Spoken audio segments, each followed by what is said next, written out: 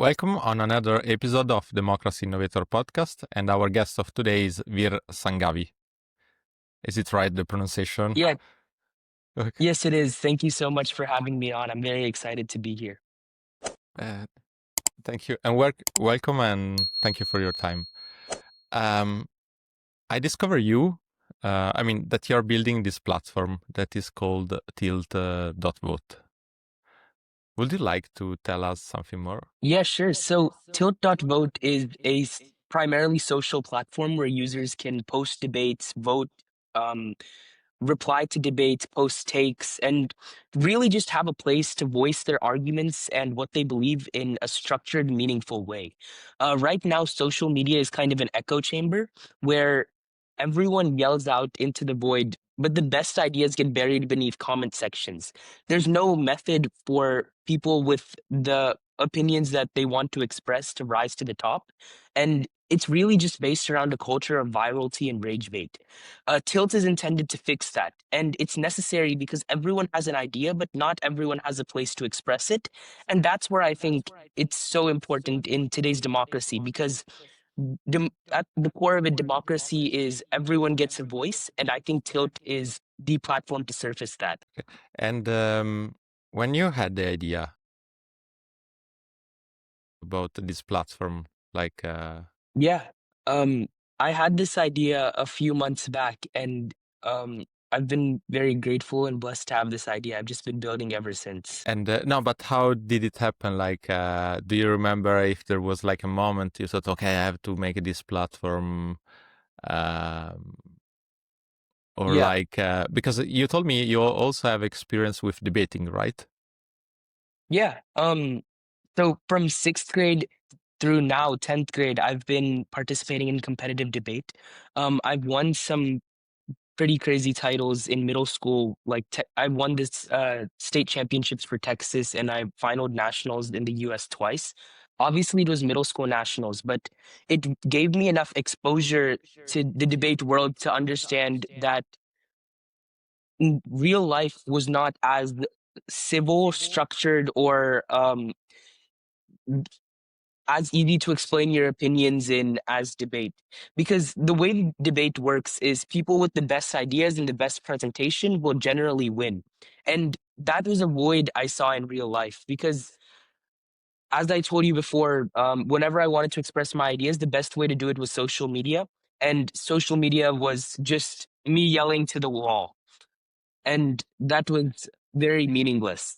So after a few weeks of just being frustrated because I wanted to say things, I wanted to have what I said have impact. I just didn't know where I wanted to go. I didn't know what to do, where to put my opinions, and that inspired me to build Tilt. And also, we have to say you're quite young, right? And because maybe someone listening to the conversation doesn't know, but you're how old are you at the moment? I'm 15 years old. Okay, 15, and so you already had some experience debating. Um, how does it work, like a debate? Because Yeah. you said that there are So presentation.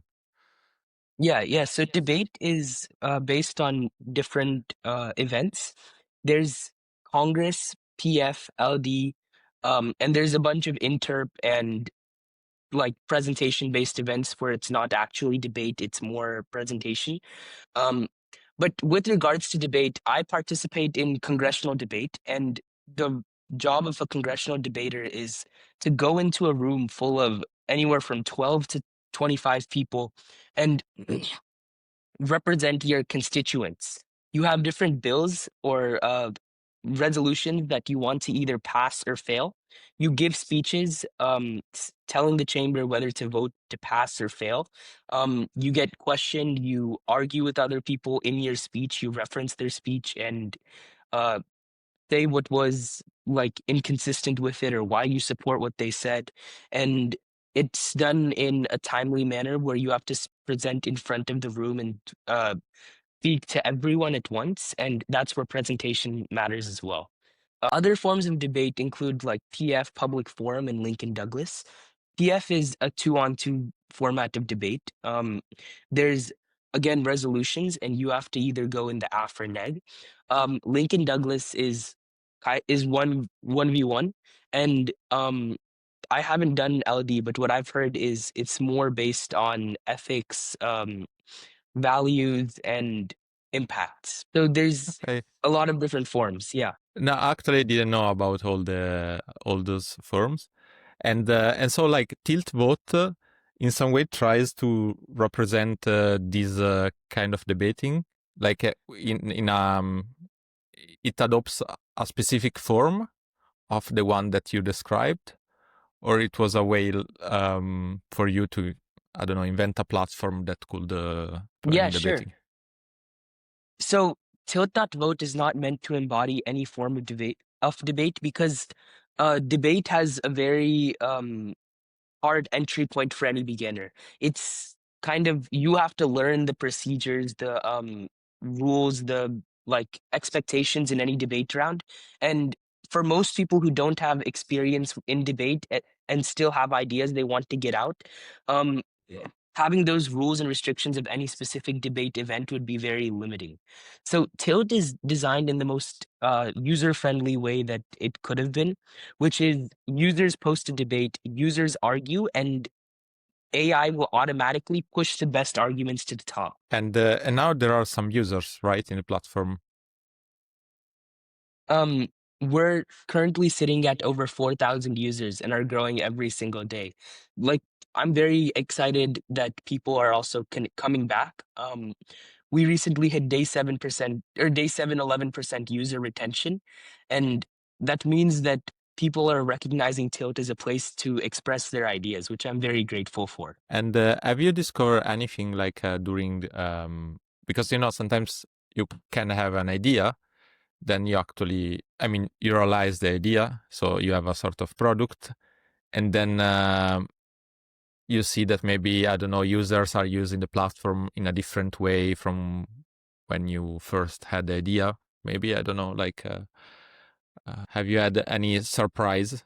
Like, Yeah, for sure. And I think that's for me, it was that the original AI integration part of Tilt was supposed to be summarization. You see these long threads of comments and arguments in any, like under any news article, for example. And you see that people have to like scroll down and read through all of them to really understand what's happening. And I thought that summarization, an AI summary at the top would be what's most popular. But looking at AI request logs, it's that people are barely using the AI summarization feature. Um, what's more shocking to me is that logic scoring that's done through Tilt's AI is way more popular, way more requested from any IP address. And I think there's a few reasons for it, right? Like there's people want to see how they're arguing, people want to see how others are arguing, people want a consistent, fair judge. And I think that outweighs any summary. Um, it was really a shock to me at first that because I thought that the summary would be something that everyone wanted to see after seeing the like length of these debates. And while it is true that for longer debates the summaries are more called upon, um, it baffled me that people wanted to see the AI logic scores more than AI summaries. and how does it work, the logic score? Yeah, so the logic scoring system for Tilt's AI is built on very transparent criteria. There's four parts of any logic score under any given debate. All of these parts are quantifiable to some degree, and I'll go into them one by one. There's a fact check, which grade, and all of these four criteria grade your take on a scale of 0 to 100. 100 being the most desirable, and zero being the worst possible. Um, so there's a fact check, which looks to real sources, real like does a web search to see if what you're saying is logical. Then there's a fallacy or no fallacy check, which looks to common logical fallacies. Um, some of these include like ad hominem, straw man, false dilemma, appeal to authority. And all of these different logical fallacies can undermine the strength of your argument. And that's why we check for logical fallacies, going from a scale of 0 to 100. Um, then there's relevancy within the debate, because if I post the best argument, one without fallacies, for a debate about Israel versus Palestine, where the actual debate is about pineapple on pizza, then it shouldn't be scored highly. And that's where relevancy comes in, looking at the context of the rest of the debate and rating your take from 0 to 100. Lastly, there's logos versus pathos, logic versus emotion. How much of what you're saying is based on a consistent chain of reasoning and chain of thought, as opposed to just yelling? And all four of these scores are averaged out to produce a logic score. Um, it's all visible under any debate at Tilt.vote. And then the AI also gives a brief rationale for its logic score. For example, in a debate about how Israel, or the debate said Israel will win the war against Palestine. Um, what happened is the user with the best pick said it's not a matter of winning or losing. It's a prolonged conflict that cannot be resolved through military victory alone. He went along with it for a little while, and then he said, however, Israel could win, could take control of Gaza if they wanted to, because of their military superiority and alliance with the United States. The AI's rationale for giving a 92 out of 100 was overall, because the argument is well grounded in verifiable facts, directly addresses the debate, and shows no clear fallacies. Its reasoning is evidence led, and the presentation is well structured.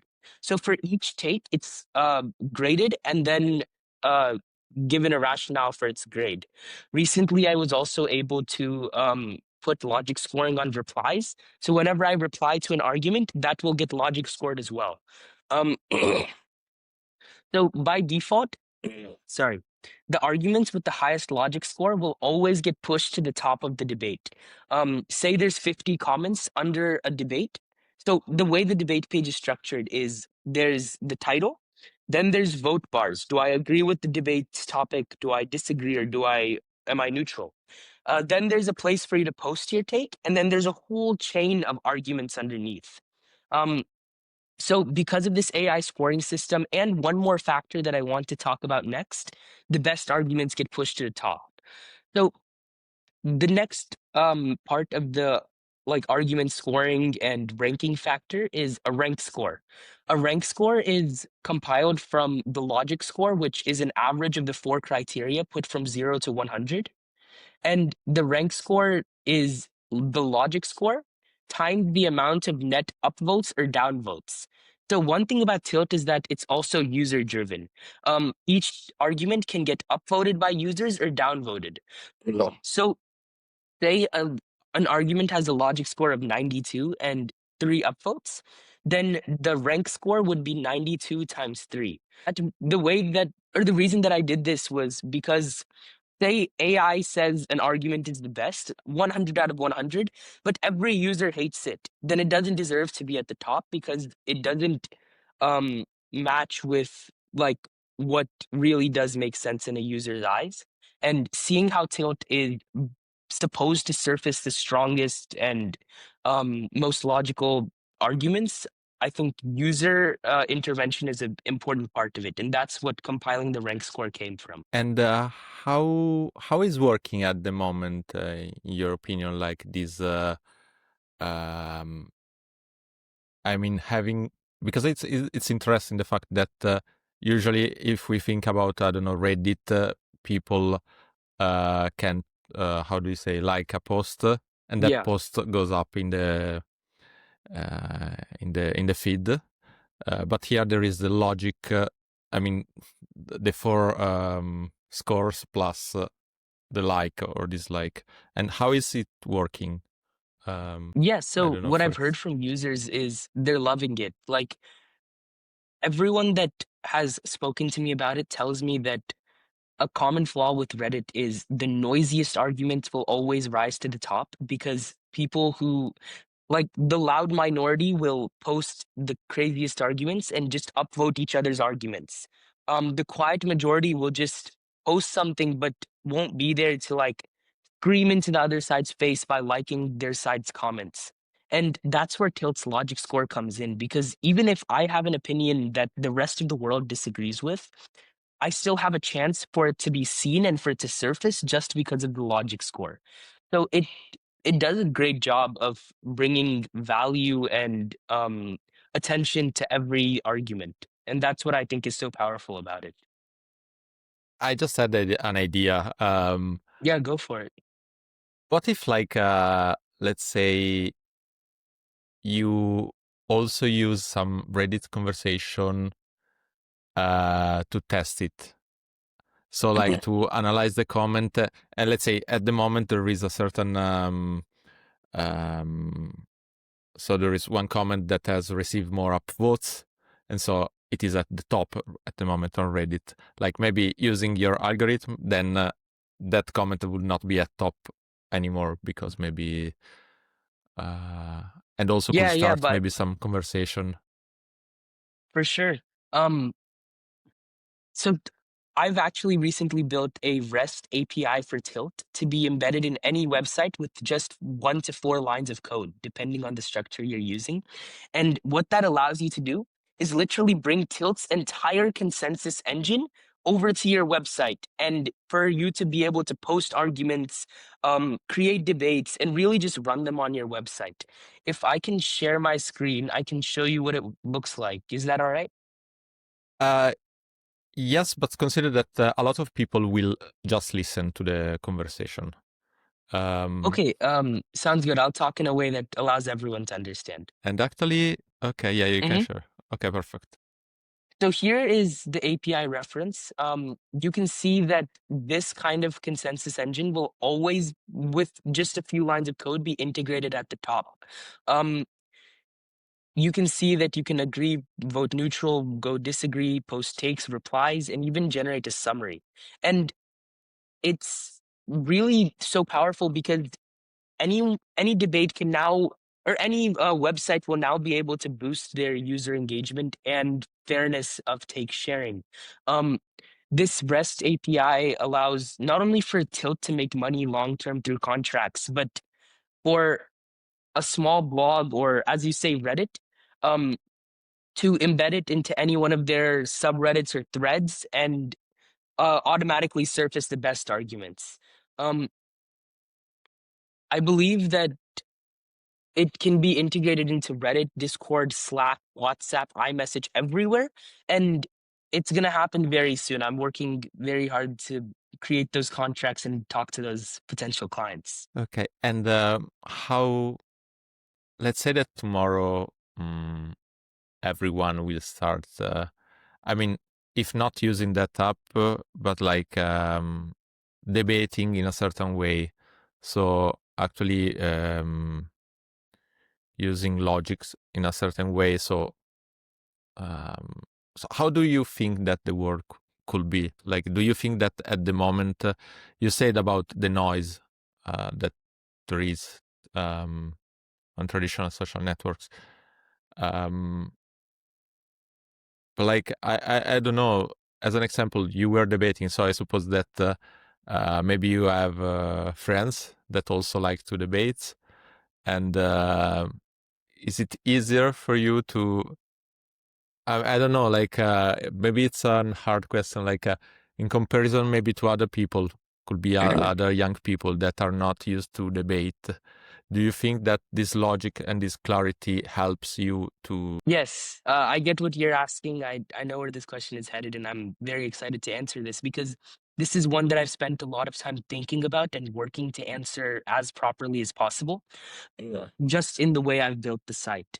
Let me tell you this: everyone has opinions, and everyone wants to see it rise. So during the last 2024 presidential election between Trump and Kamala Harris, there were so many people who wanted to advocate for a certain side with their friends. They would say, "Oh, tell your parents to vote this guy because, or vote this person because blah blah blah," and then the other side would say, "Well, that doesn't make sense because yada yada yada," and so many people who wanted to argue during that time with their friends in a civil way have came to me and said, look, I love what you're building. I love the AI summary because if I had this during the election, then my friends and I could have really seen who was winning and who was right.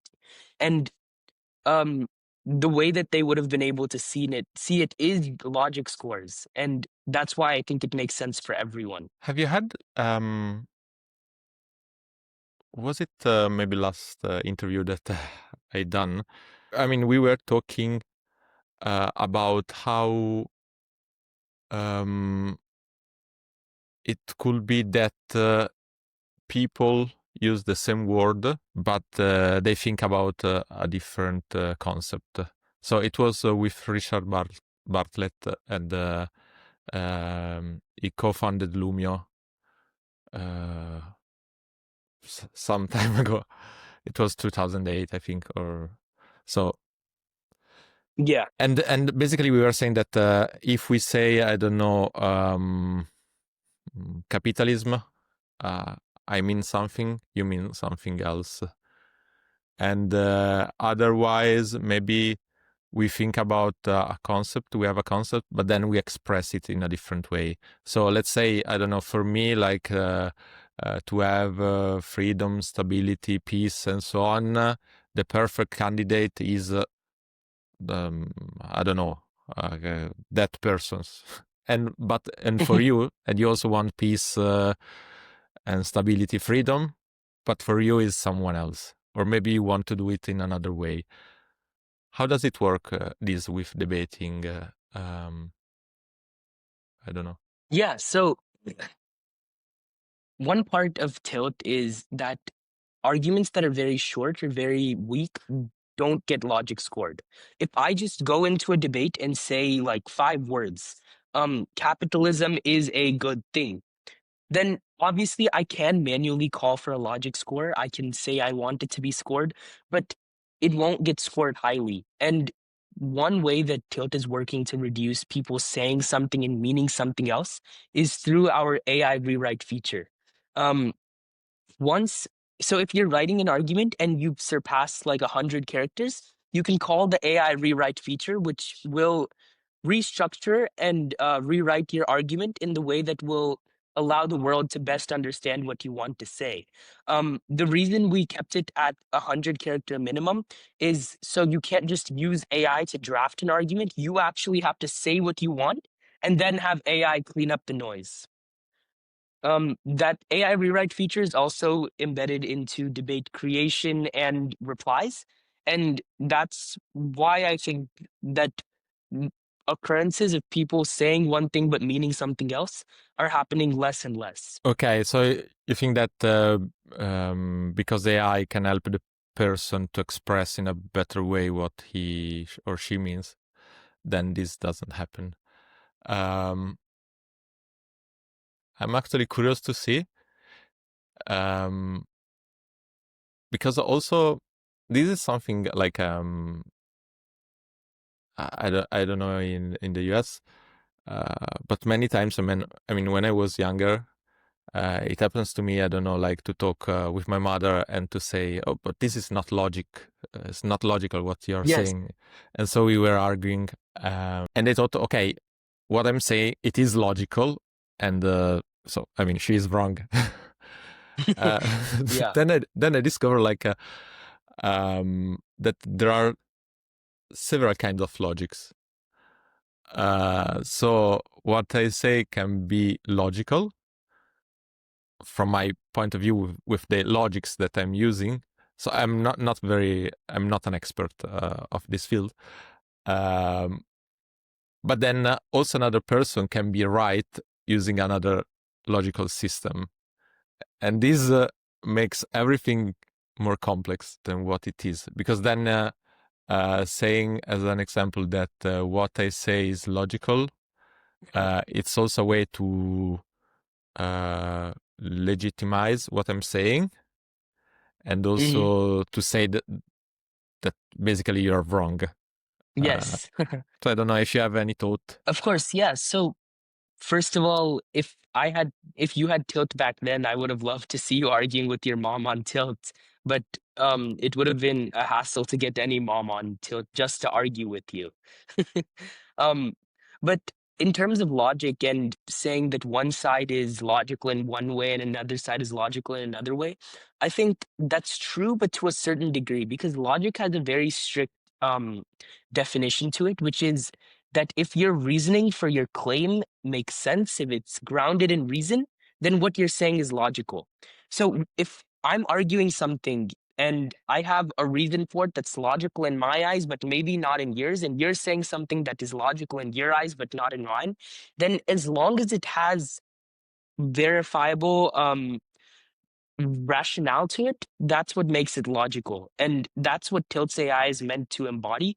Because if I say an opinion, again, that the rest of the world doesn't have, as long as I can provide proper reasoning for it, it's considered logical. Okay. Yeah, I'm thinking that also, mm, like, I really think that AI can help from this point of view, because also can help us to discover what are the differences in the meaning that we give to words or concepts. Yeah. Uh, I mean, to be honest, I think that the next generation of civic tech is all going to be AI driven, because AI allows human voices to be represented and scored in a way that is not capable for humans to do at scale. Um, going into this Going into the rest of the 21st century, I mean, I'm sure life 5 years from now will be very different from what life is today. AI is going to automate, revolutionize every minute of our lives. We're going to be looking at something that has AI in it, interacting with some type of artificial intelligence. We might have even reached AGI. So for any platform to have weight in the coming century and to outcompete its AI using competitors, you have to integrate AI, because that's what allows users to enjoy and interact with your platform in a meaningful way at scale. yeah, I'm also thinking that in the future we will see a lot of AI. I mean, also in the latest year, we had a lot of AI, but it Yes. was not visible. It was behind social networks, basically, and and probably it was the one that was creating the noise that Yes. there is now on social networks. And and then I was curious, like, you build a platform all by yourself. I don't know. You are more than one person. No, how does it work? And Yeah. So there's no way I was building this platform without the help of AI. I'm sure AI has built around half of this platform, if not a little bit less. And really, I work on a tech stack of Visual Studio Code and GitHub Copilot, which is then deployed to Vercel via GitHub. And um, I've also wired a live Supabase backend that constantly fetches and puts all the data that is needed on a page to that page. So it's also built on Next.js with React. And like obviously this is a full stack development setup. It's very complicated for anyone to know. And just as I was saying before, that like, oh, AI is going to revolutionize this, AI is going to revolutionize that. It's really been instrumental to my ability to build this kind of platform. I'm sure I could have built something similar, just not as capable without the help of artificial intelligence. Um, but yeah, aside from that, it's just me building. Um, I've had a few friends try to get involved, but none have stuck around. you were debating about how to make the platform. That's why. Yes. Okay, so different ideas or not. Um, yeah, I saw that. By the way, it's hard to do something with other people. It's harder Yeah. sometimes than um, yeah, I and think, using, yeah, please go yeah, ahead. no, sorry. I think it comes from a motivation point of view. Like, if if I'm going to school from 8:30 to 4 p.m. and then coming back and working on this from 4:30 to 5 a.m. and then sleeping from 5 to 7, there's going to be very few people that are willing to put in the time and effort that I'm going to make something like this happen and succeed at scale. Um, so if I want to get anyone involved, like if someone wants to be a co-founder with me and with this level of hard work and motivation to make something like this happen, I want to work with them. But if someone just wants to work with me for like a resume boost or that kind of thing, then it's like, sure, you can, if you help out, you can take the credit for it. But I don't want I don't want to rely on you to build any part of the platform. And that's why I think up to date, it's been just me. It's interesting. And yeah, as I was saying, yeah, sometimes it is harder with other people because you have um, to agree about everything. I mean, if you're like if you have a co-founder, um, well, of course, if he's like an employee, you can like tell him what to do. But that is a second step. And also, I really think that with AI and other technologies, maybe we could, I don't know, in the future, we will be able maybe to coordinate without having a boss, let's say. Maybe having a leader, because a leader, like in some way, could be like the one that is, oh, I have this idea, I have this vision in my mind, I know how to do it, and please help me in doing that. Hmm. But maybe without like having a boss that tell you you have to do this, and you just have to obey. Yes. And also like, And yeah, please, mhm. please. Sorry, it won't necessarily be only not having a boss. It'll be not having employees.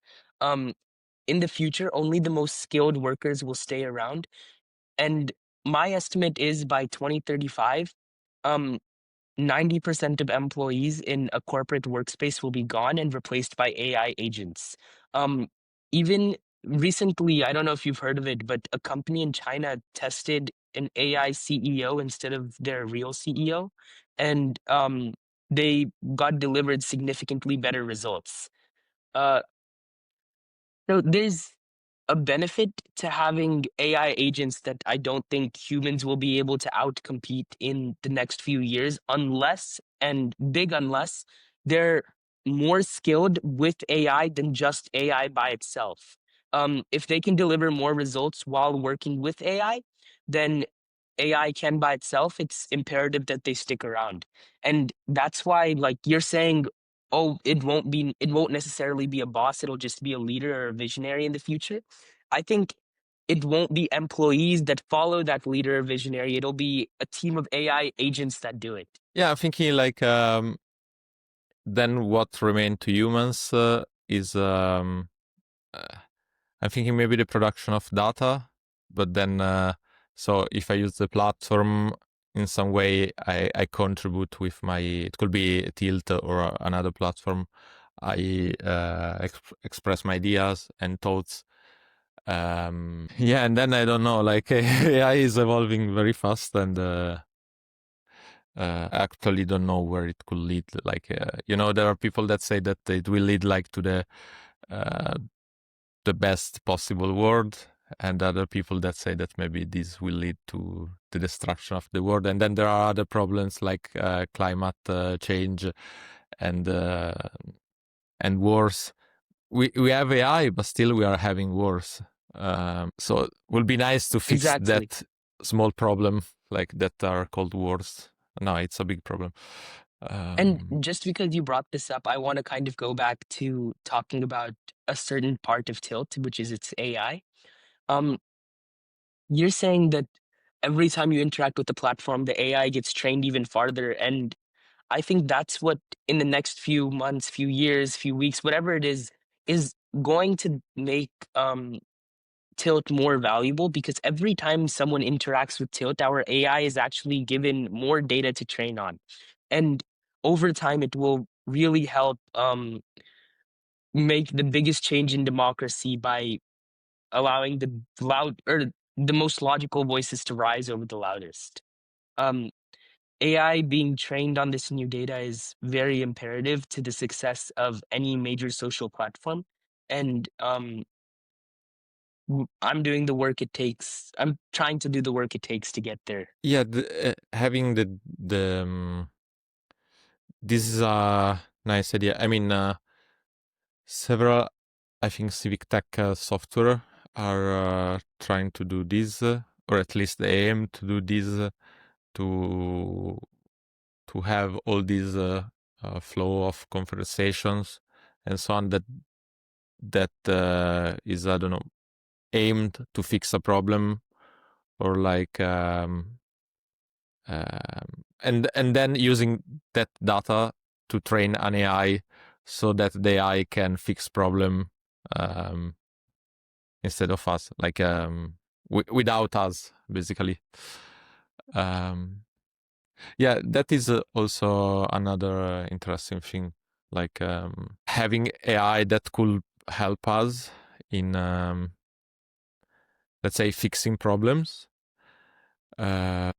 But then it's also very political in some way.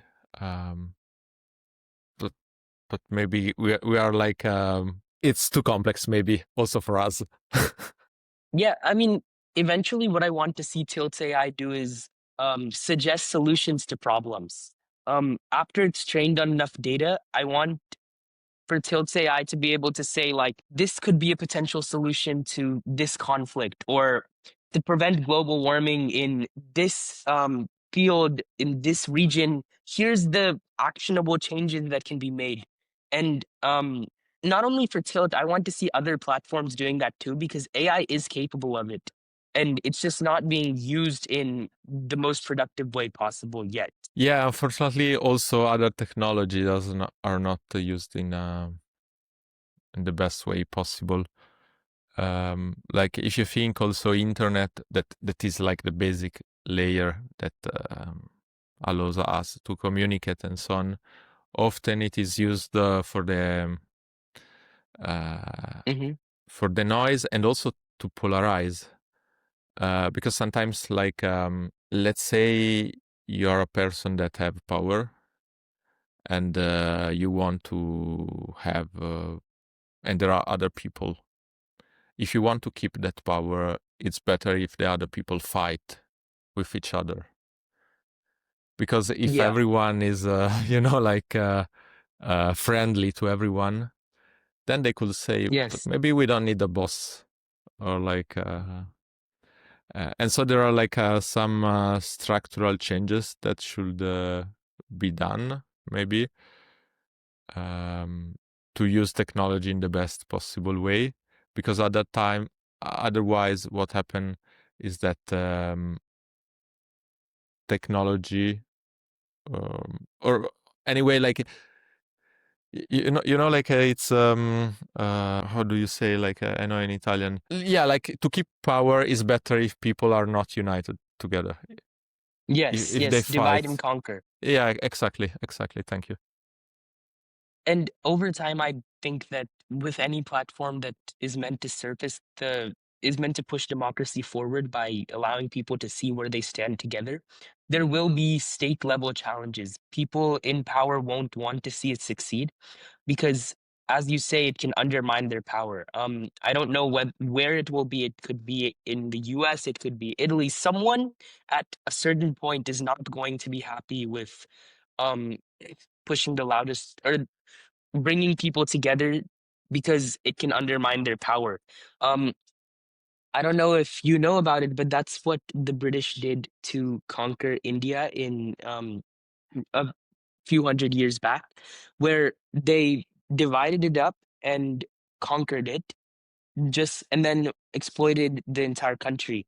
And if you're stopping leaders from dividing and conquering people to stay in power, then there will be challenges. And I think AI is the perfect tool to address those challenges because at the heart of it, it's not someone making the summary or it's not a person grading the logic, it's AI, and when AI is doing it, it's very hard to pinpoint blame on someone. Yeah, absolutely. I share it. As I said, the long-term hope. I'm also I also share it. Like I hope that in the future we will able to do this. At the moment, um, what we have seen is that sometimes AI still reasons as humans Hmm. because they were trained on Yes. human data. There was this example. I don't know. Probably they fixed it. I don't know. But there was this paper, and they were saying that if you say to the AI, if you give me a precise answer, I give you like $1,000. The AI was replying in a in a better way. Or like sometimes there are like differences compared to how women and men are treated by the AI because there are some prejudice um, that are like embedded in the AI system. Hmm. But yeah, I really hope I that in No, no, sorry, go ahead. no, I was just saying that yeah, I really hope that in the future we will be able to fix uh, those kind of problems uh, and have an AI that is really neutral. Yeah, yeah, for sure. Um, that's what Tilt is working towards. That's what many other companies are working towards, and it's gonna happen soon. So I'm very excited for what the future holds. Yeah, I'm also very excited. And I mean, you told me something about the future, how you imagine it. Hmm. Um, and also, like, if you like to say something about democracy and how you imagine a possible world when you grow up, like in, I mean, now I'm 33, so like Hmm. a little bit more than the double of your age. So like in 15, 20 years, as we said, yeah, probably we will have incredible AI models, or maybe the world uh, will will see, I don't know, the world war. Yeah. I hope not. Yeah, So if you I think that in the future, democracy is going to be like democracy 10 years from now is not going to be the same democracy it is today. Um, just like the Industrial Revolution, like completely transformed every aspect of society from when it happened to after it was done. I think the AI revolution is going to be just as, if not more significant. Um, I think that voting will be done with some sort of AI embedded into it. I think that candidates will speak to the best they possibly can using an AI teleprompter instead of a physical teleprompter. I think that I think that every form of like potential debate or civic disagreement will be moderated and controlled by AI. Um, I know that right now already candidates are using AI to kind of map out their speeches, direct policy decisions. OpenAI gave the US government access to ChatGPT for $1. So, and Claude did the same as well.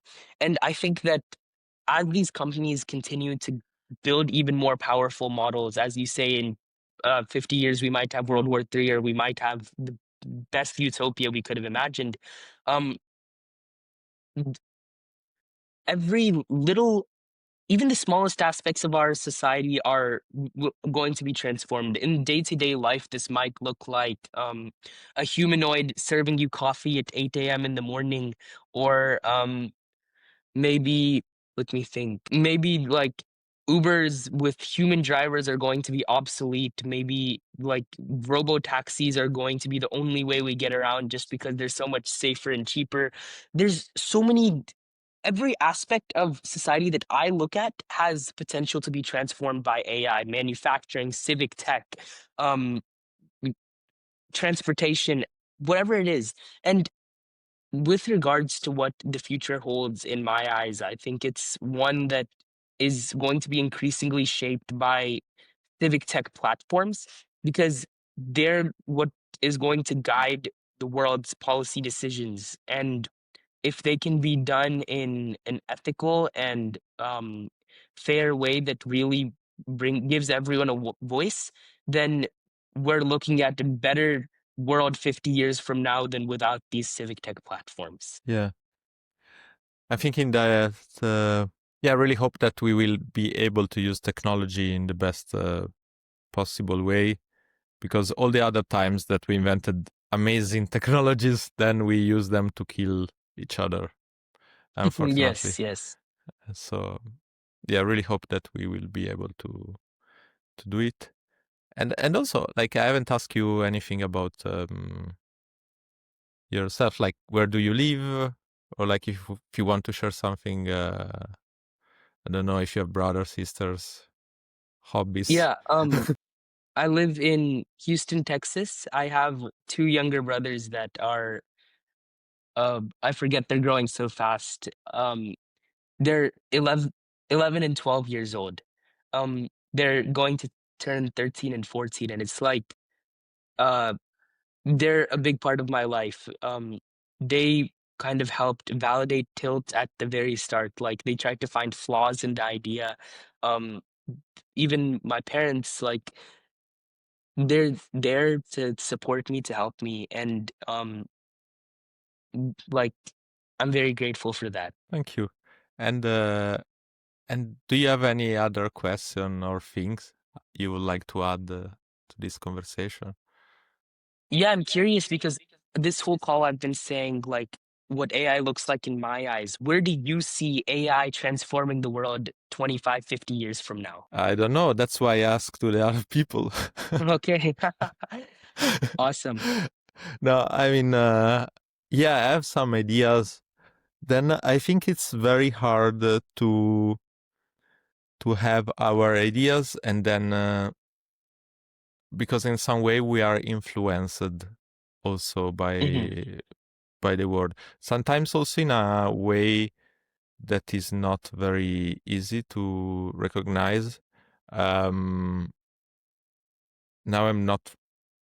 I remember I've read about how, I don't remember which movie it was. If there was some movies about Mars and the exploration, about maybe it was Interstellar, maybe it was another one, and I remember that sometimes there is a movie about space, um, but maybe there are reasons why there is a movie about space, and it is because maybe they want to move more money related to space research.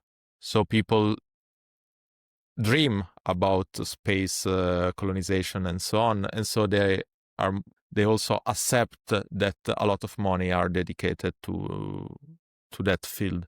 So sometimes we are not.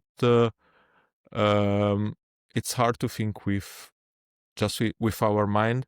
There is like a famous series, like how it's called, about the future. I think it's on Netflix. Like it's very very famous. Also, I don't remember now the title, and I know that is all about AI, about the future, and how it will looks like. And a lot of friends, I know that they watch it, and they told me like, "Hey, Ale, you should really watch it. It talks about what you're saying about." But I don't want to watch it because I don't want to be influenced. Uh, because it is true that I do think that in 5 years we will have probably an AI that can, like, everyone can create like an application, uh, just saying, "Hey Alexa, hey, please make this app for me," and the AI will do it. And yeah, we will have probably these kind of things, but it's not. I think we should never be think that it will happen, because we are like uh, we can change it. Uh, always. Then I hope that it will be very interesting to have an AI very, very smart. We also know that AI in some ways is very, very stupid. Yes. So I actually don't know how the future will look like, but I think that sometimes we should have an idea and then destroy that idea. Yes, And for just, sure.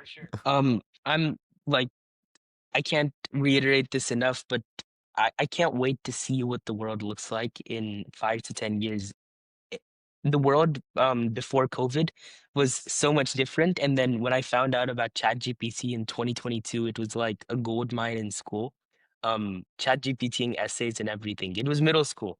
But um it's radically transformed every aspect of my life. Whenever I have something that I'm not sure what to do, chatgpt.com. Whenever like I'm just very excited. Yeah. yeah, I'm also very like curious to know how, um, but I cannot really experience it because when I was 15, there was not ChatGPT. And Yeah. and so I mean I was very nerdy, so I was um,